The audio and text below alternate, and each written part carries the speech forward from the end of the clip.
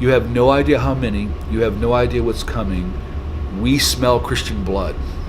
We are waiting for our day. And when the call is given, millions of us will be released. And they looked at me and said, you believe in revivals, and you believe in Pentecost and the power of God. You believe in all that. We believe in the Black Awakening.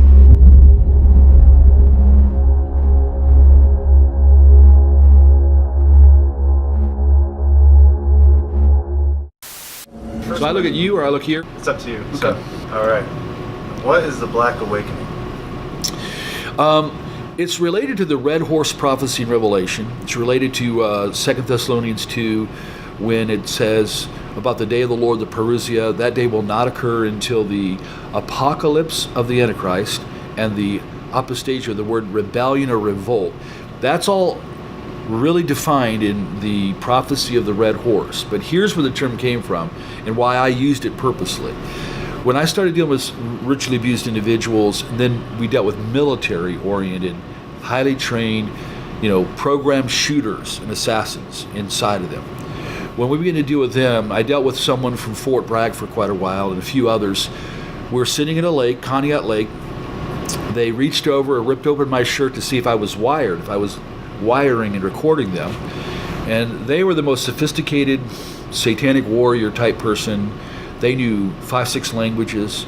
They knew the ancient twilight languages. They knew how to conjure. They knew how to use Belteshazzar, Okwam, all these old Pictish languages of the Druids to summon.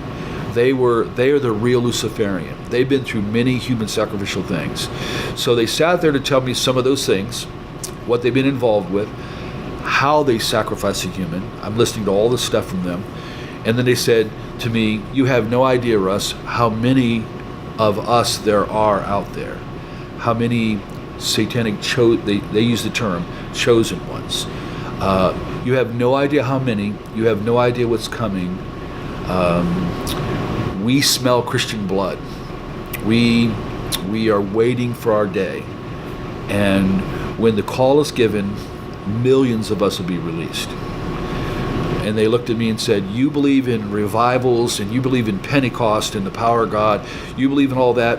We believe in the Black Awakening, a multi-continental release of power to activate the program demonized, where they've weaponized the demonic powers to these super soldiers. Are they waiting for a specific time to unleash their power?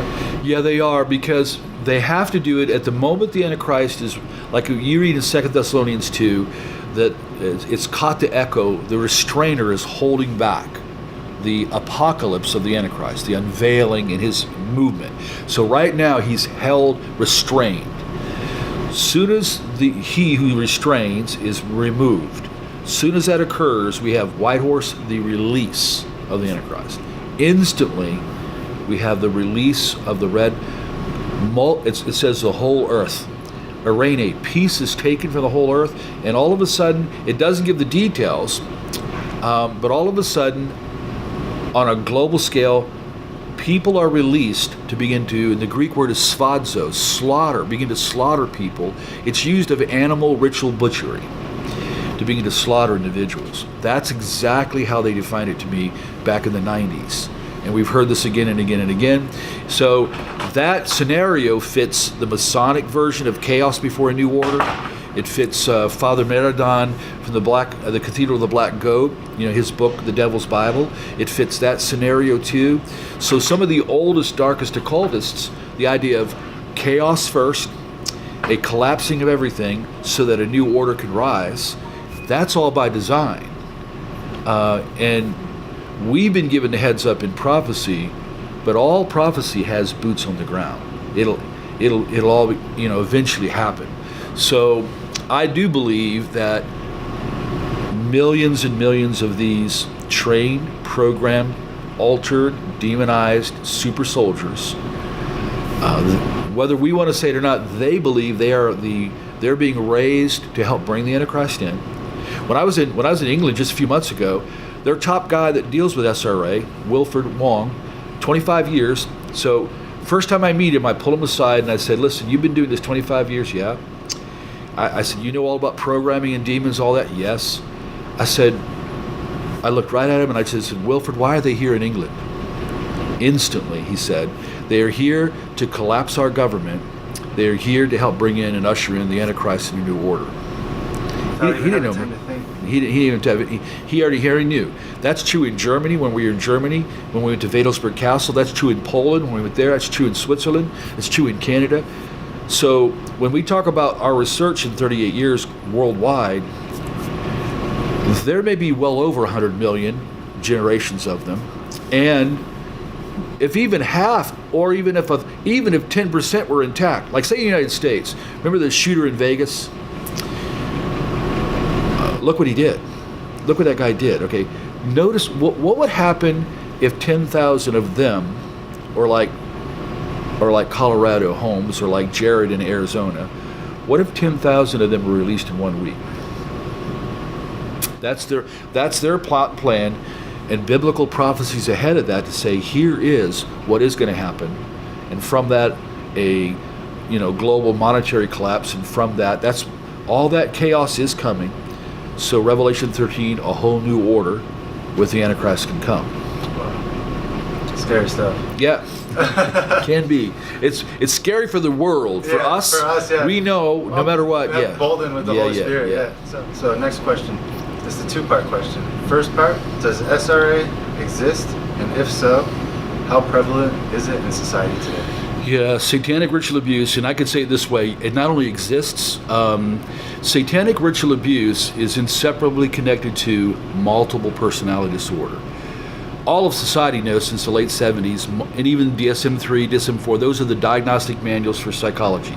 They all know that all of a sudden, multiplicity started showing up everywhere. They call it DID now. So the secular world, they're registering, millions coming in for diagnosis on that. Now, they don't know how to handle the satanic side. So I'm going to tell you just straight out, after 38 years of dealing with it, not only is SRA real here in the United States, that there are millions of victims by design, that there's now generations of them. We deal with 65 and 70-year-olds. They're the first generation.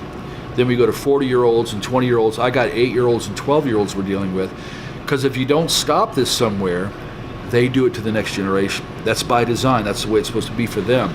So, but it occurs in selection. It's generational. It caused and it's simply to say that they bring a lot of trauma to the child to cause split in personality, so that they can demonize and or begin to program. You're going to be a witch. You're going to be a conjurer. You're going to be a program shooter. All kinds of these things happen. And then they're raised in that system, and they're raised to keep all of that hidden down and just have kind of little Joey up or little Sally up, and they may not know until they're 15, 16. They may not know what's inside them till later on. But millions have already showed up at psych wards all across America since the late 70s to this day.